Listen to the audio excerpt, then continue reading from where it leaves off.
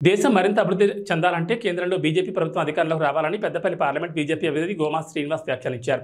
రామకృష్ణాపూర్ పట్టణంలోని సింగరేణి ఏరియా ఆసుపత్రి నుండి నాగార్జున కాలనీ ఆర్కే4 గడ్డ రాజీవ్ చౌక్ మీదుగా బీజేపీ అభ్యర్థి గోమా శ్రీనివాస్ను భారీ మెజార్టీతో గెలిపించాలని ద్విచక్ర వాహనాలతో పార్టీ శ్రేణులు భారీ ర్యాలీ నిర్వహించారు. ఈ సందర్భంగా మాట్లాడుతూ పెద్దపల్లి పార్లమెంట్ నియోజకవర్గంలో ఉన్న సింగరేణి కార్మికుల సమస్యలను ఇప్పటివరకు ఏ ఒక్క లోక్సభ సభ్యుడు పట్టించుకున్న పాపాన పోలేదన్నారు. అనుభవం లేని గడ్డం వంశీ కేవలం ఎన్నికల సమయంలో ఓట్లు రావడం కోసమే ఈ ప్రాంతంలో తిరుగుతున్నారు తప్ప మిగతా రోజుల్లో నియోజకవర్గంలోని ప్రజల సమస్యలను పట్టించుకోరని ఇది ప్రజలందరూ గమనిస్తున్నారని హితవు పలికారు. పెద్దపల్లి పార్లమెంట్ సభ్యుడిగా తనను గెలిపిస్తే సింగరేణి ఇన్కమ్ ట్యాక్స్ రీఎంబర్స్మెంట్ ఇప్పిస్తానని, అలాగే కార్మికుల సొంతంటికాలు నెరవేరుస్తానని ఈ సందర్భంగా ఆయన హామీ ఇచ్చారు.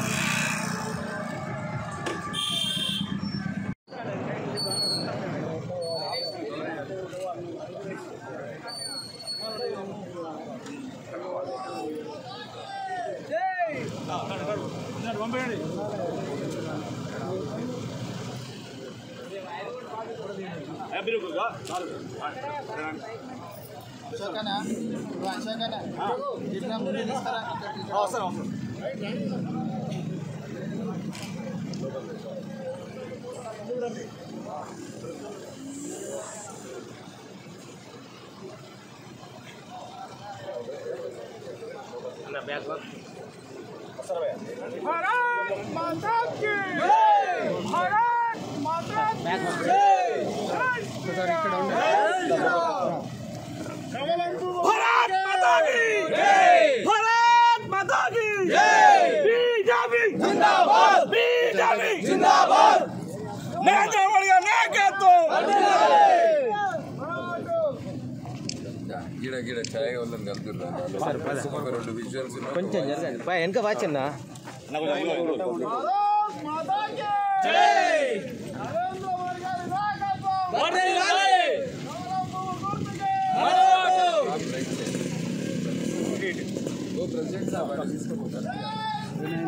జై శ్రీరామ్ జై బోలో హనుమాన్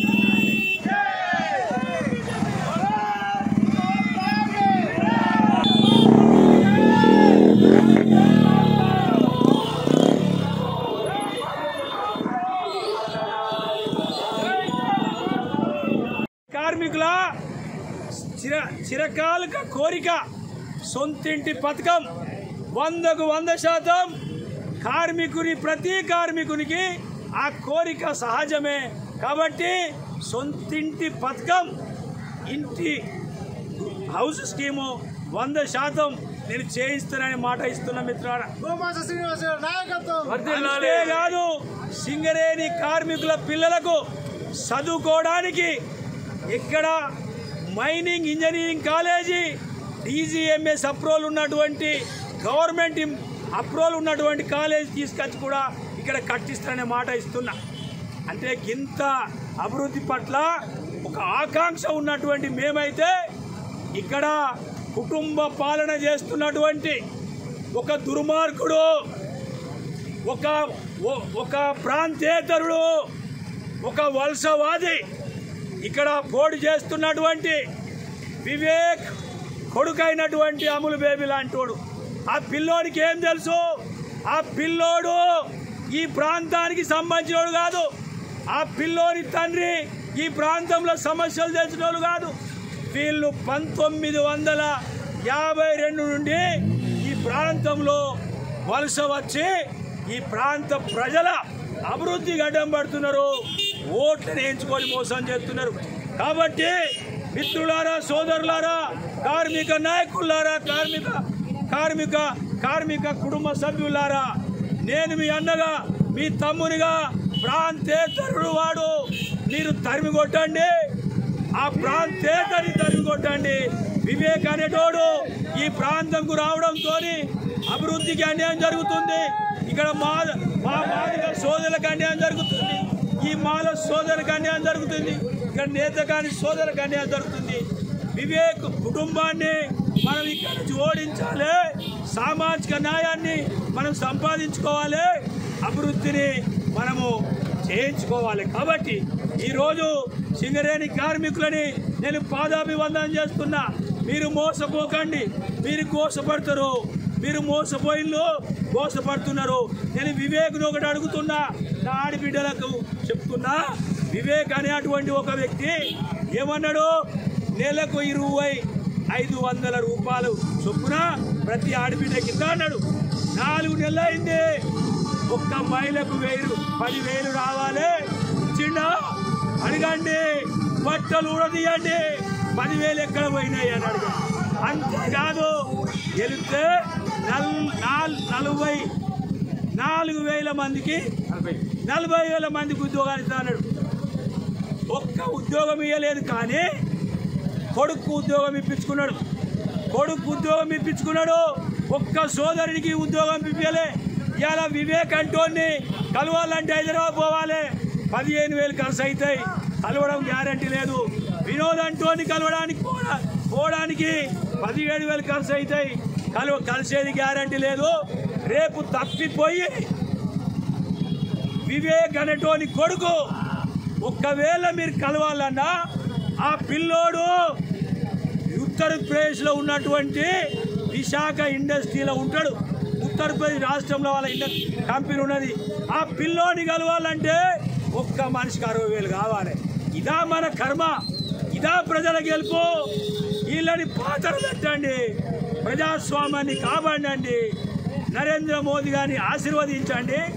ప్రజలు గెలవాలి, ప్రజాస్వామ్యం కాపాడబడాలి. ప్రాంతేతరుని పొందబెట్టండి, ప్రాంతంలో పుట్టినటువంటి గెలిపించుకోండి. వెంకటరమణ గారు మందమారి ప్రెసిడెంటు, ఎమ్మెల్యేగా పోటీ చేసినటువంటి దుర్గం అశోక్ గారు, ఎంఆర్పిఎస్ అధ్యక్షుడు సమ్మన్న చెన్నూరి గారు, నేత బిఎంఎస్ అధ్యక్షులు సత్యన్న గారు, నేతకాని సంఘం నాయకులు, మీడియా మిత్రులకు అందరికీ పేరున పాదాభివందనం. నాయకులారా, ఈరోజు ఈ యొక్క ధర్మ పోరాటం లాగా జరుగుతున్నటువంటి పార్లమెంటు ఎన్నికలు తుది దశకు చేరుకున్నటువంటి సందర్భాన్ని దృష్టిలో పెట్టుకొని మేము ప్రజల పక్షాన్ని నిలబడి ప్రజలకు ప్రజాస్వామ్యం గురించి, భారత ప్రధాని నరేంద్ర మోదీ గురించి చెప్పడం జరుగుతుంది. ఎందుకంటే మిత్రులారా, దేశం కోసం మోదీ కోసం దేశం బాగుండాలన్నా, దేశ ప్రజలు బాగుండాలన్నా, దేశం కాపాడబడాలన్నా, ఈ దేశం మీద వేరే దేశాల పెత్తనము జరగద్దు అనుకున్నా, ఇవాళ దేశం సుభిక్షంగా ఉండాలంటే భారతీయ జనతా పార్టీకి ఓటు వేసుకోవాల్సిన అవసరము భారత ప్రజలది అనేటువంటి ఆలోచన భారత ప్రజలు చేస్తున్నారు. అందులో భాగంగానే పెద్దపల్లి పార్లమెంటు ప్రజలు చేస్తున్నారు. ఇవాళ నరేంద్ర మోదీ గారి నాయకత్వాన్ని బలపరిచి ఈసారి 100% ముచ్చటగా మూడోసారి నరేంద్ర మోదీ గారిని ప్రధానమంత్రి చేస్తూ, అందులో ఒక సీటు, పెద్దపల్లి సీటును కూడా ప్రజలు అత్యధిక మెజార్టీతోని గెలిపించుకోవాలన్నట్టు ఆలోచనల ప్రజలు కనబడుతున్నారు. ఎందుకంటే మిత్రులారా, గత ఈ పార్లమెంటు పుట్టి 1962 నుండి మొదలుకొని నేటి వరకు ఈ పార్లమెంటు కింద ఉన్నటువంటి సింగరేణి కార్మికుల కోసము ఏ లోక్సభ సభ్యుడు కూడా ఓట్లు వేయించుకొని సింగరేణి కార్మికులను మోసం చేసిండు. కానీ ఏ కార్మికుని కష్టాలని గుర్తించలేక ఇక్కడ గెలిచిన లోక్సభ సభ్యులు మోసం చేయడం జరిగింది. దానికి కారణం మిత్రులారా, కార్మికుల యొక్క డిమాండ్, కార్మికుల యొక్క స్వచ్ఛమైనటువంటి కోరిక, ఇన్కమ్ ట్యాక్స్ రియంబర్స్మెంట్ కావాలని కోరుకుంటున్నారు. కానీ ఇంతవరకు గెలిచినటువంటి ఏ ఎంపీ కూడా దాన్ని పట్టించుకోలేదు. కాబట్టి మేము సింగరేణి ప్రాంతంలో ఈ యొక్క పార్లమెంట్ ఉంది కాబట్టి మేము ఈ ప్రాంతంలో మోదీ గారి గవర్నమెంట్లో నేను మెంబర్ ఆఫ్ పార్లమెంట్ ఉంటా కాబట్టి 100% సింగరేణి కార్మికులకు ఇన్కమ్ ట్యాక్స్ ఎగ్జెంప్షన్ చేయిస్తానని మాట ఇస్తున్నా.